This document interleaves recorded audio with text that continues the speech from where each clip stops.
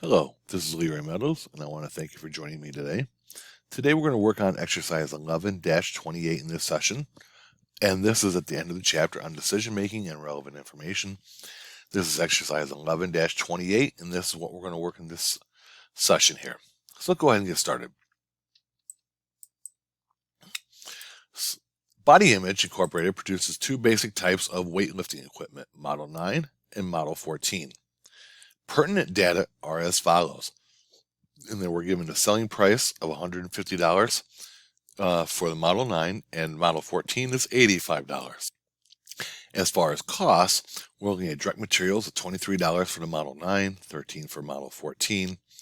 Variable direct manufacturing labor, $16 for Model 9, $19 for Model 14, and then so forth. Variable manufacturing overhead, $18 for Model 9, $9 for Model 14. Fixed manufacturing overhead, and this is $9 per unit for Model 9 and $4.50 per unit for the Model 14, and we see this asterisk here, and we see that as allocated on the basis of machine hours. Marketing, which is all variable, $13 variable marketing costs for Model 9, $15 for Model 14. So the total cost for making the Model 9 is $79 and $60 for making the Model 14. Now, operating income is $71 per unit, a profit for operating income for the Model 9, and $24.50 for the Model 14. So, we're asked, the weightlifting craze suggests that Body Image can sell enough of either Model 9 or Model 14 to keep the plant operating at full capacity. Both products are processed through the same production departments. So which product should the company produce, and briefly explain your answers. So the focus when we're making a most profitable product and we're trying to focus on which product should we make, we want to look at the contribution margin unit per machine hour, or contribution margin per unit of constraint. So in this case, we have full capacity, but we're based on machine hours. So we can either make Model 9 or Model 14, and there are no limitations on how much we can sell. As many as we can produce, we can sell. So based on this, let's take a look at our contribution margin per unit and then break it down to contribution margin per unit of machine hour. So what is my selling price? For the Model 9, it's what, $150. And for the Model 14, it's $85. Now let me go ahead and format these real quick.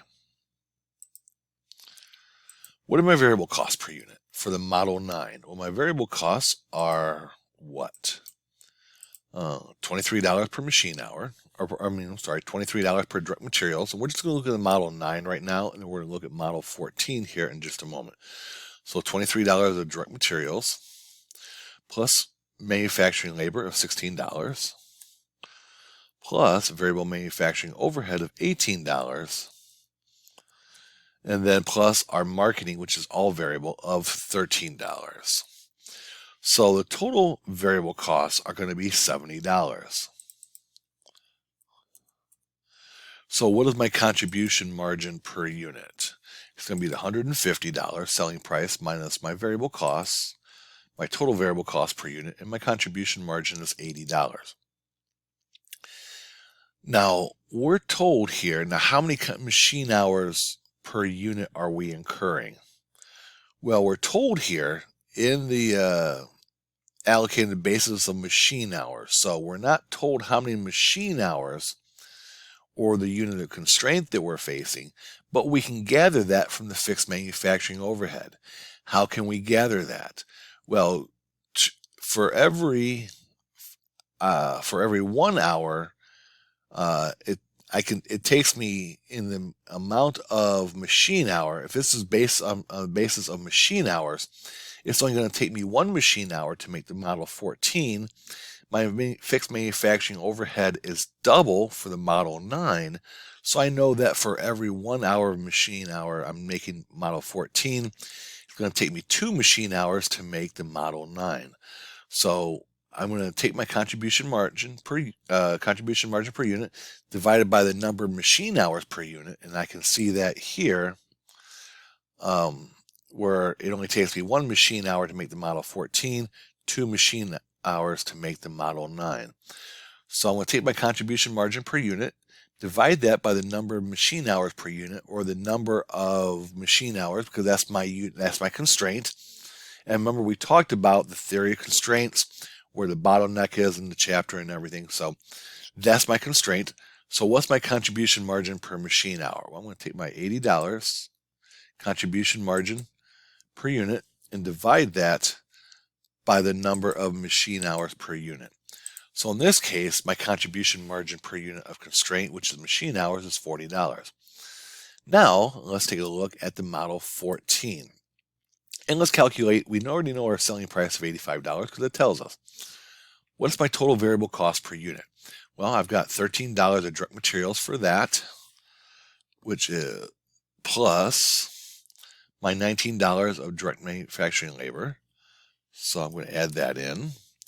My $9 of variable manufacturing overhead. And then I'm also going to add in my variable manufacturing, or variable marketing costs rather, of $15.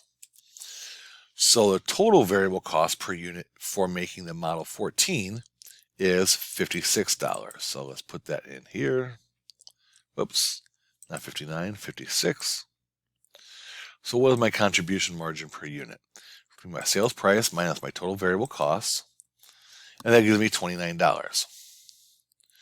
Now it only takes 1 machine hour to make that, so I'm just going to take my $29 and divide that by 1. And let me get this here. And so my contribution margin per machine hour is $29. Now, this is what I'm looking for when I'm going to emphasize one product over another, based on profitability. Based on my unit of constraint for every machine hour I'm using, if I only make the Model 14, it's going to be $29 of contribution margin per machine hour. But if I make the Model 9, every machine hour is going to generate me $40 of contribution margin, making the Model 9. So which one do I want to do in this case? I want to make the Model 9 because that's going to give me the greatest contribution margin per machine hour. So this is how we select a most profitable product. We want to divide the contribution margin by the amount of the constraint on a per unit basis. So this is Leroy Meadows. I want to thank you for joining me. Have a good day.